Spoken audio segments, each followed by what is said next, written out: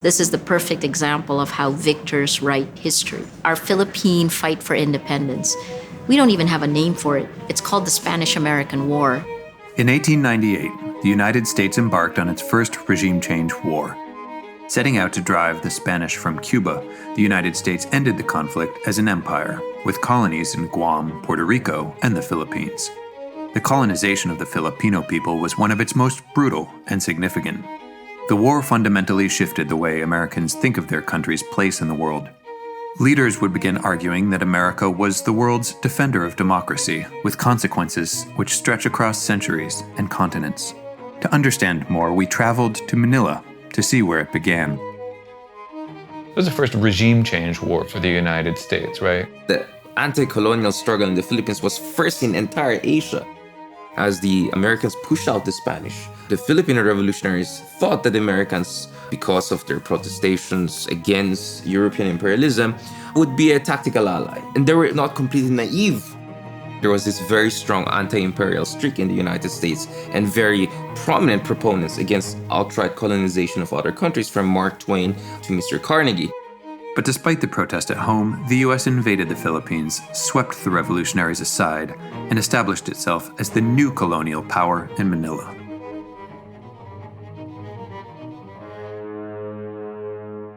Can you talk a little bit about how maybe surprised the Philippine leaders were? The Filipino revolutionaries didn't know that the Americans were doing their own backdoor deals with the Spanish. There were a lot of domestic problems to deal with back in Madrid. So the Spanish calculated that the best way to deal with the Philippines was to give it to another Western nation. So it was better to sell it to Americans than to admit defeat to the Indios or Filipinos. And the Spanish made some money out of that during the Treaty of Paris. The Filipino revolutionaries were bitter. They were again made colonial subjects. American forces poured into Manila. Resentments ran high. Acts of resistance proliferated. And then, in 1899, an American officer shot and killed 2 Filipino soldiers. The US seized upon the confusion and attacked Filipino troops stationed outside the city. More than 500 were killed, wounded, or captured. The Filipinos declared war on the US. It was termed in a dismissive manner as a Philippine insurrection, but actually it was an all-out war with the Americans, and there was huge casualty in that. The war went on for more than 3 years. More than 4,200 Americans died. 20,000 Filipino soldiers died.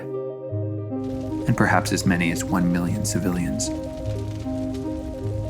The eventual colonization of the Philippines was highly unpopular back in the United States. It was in many ways a self-conflicted, tortured imperial hypocrisy on the part of Americans. We have robbed a trusting friend of his land and his liberty. We have invited our clean young men to do bandits' work and debauched America's honor and blackened her face before the world. Mark Twain. Even if the Americans betrayed the Philippines during the Revolution period, their colonization of the Philippines was objectively not terrible, right? Leaders in Washington felt compelled to prove American colonialism was different from Spain's. They believed they could justify the war through a program of Americanization. Basic education, state institutions, all experienced rapid development. By the time that the Philippines gained independence from the United States in 1946, it was considered as the second most developed country in this part of the world, just next to Japan. The very educational institutions that the Americans built here influenced the thinking of the next generation of intellectuals and nationalists in the country. That very much helped in contributing to this very positive notion about America's colonization of the Philippines. So let me put it this way. Filipinos love America more than Americans do. Right? That's what the Pew Global Attitude Survey said from the time of Barack Obama. But that approval has declined since Donald Trump took office, and as the Philippines' current president, Rodrigo Duterte, attacks America's legacy. The Philippine Revolution was forgotten, and it's only coming back in recent years when you have a stridently anti-Western, anti-American president like Rodrigo Duterte. From Vietnam to Libya, American experiments in regime change have not produced the democratic results they promised. In the Philippines itself, 2 decades of democracy devolved into 2 decades of dictatorship under Ferdinand Marcos. But because Marcos was anti-communist, the US backed his regime, overlooking abuses like the imprisonment, torture, and murder of tens of thousands from 1965 until 1986 when he was ousted by a popular uprising. The revolt, ending 21 years of Ferdinand Marcos's rule, sparked democratic movements all around the world, and for a period of time we thought, oh wow, this is it. Democracy is here. But the Philippines is a cautionary tale because now it looks like that pendulum swing that began in 1986 is pushing back. Hitler massacred 3 million Jews. Now, there's a 3 million drug addicts. I'd be happy to slaughter them. For 30 years, the Philippines was on a path to solidifying its democracy. But in 2016, Rodrigo Duterte won the presidency and launched a vicious drug war, killing thousands without trial. The Philippine police admit to killing at least 5,500 people in about 3 years' time. Human Rights Watch pegged that number at least 27,000 people killed. Duterte has also imprisoned political opponents, attacked independent media, and threatened to declare martial law. He has turned the Philippines away from the US and strengthened relations with Russia and China.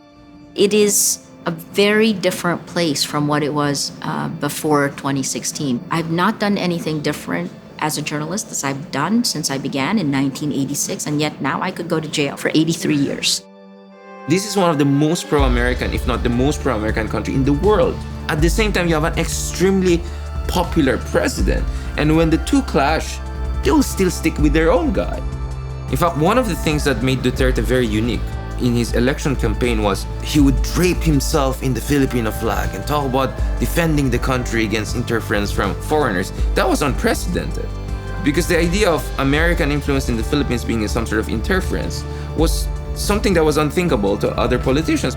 As powerful voices in Washington call for bringing democracy to nations like Iran and Venezuela at the point of a gun, the legacy of America's first regime change war should serve as a warning. It has been over a century since the United States invaded and occupied the Philippines. A nation supposedly created in America's image has endured decades of dictatorship and instability.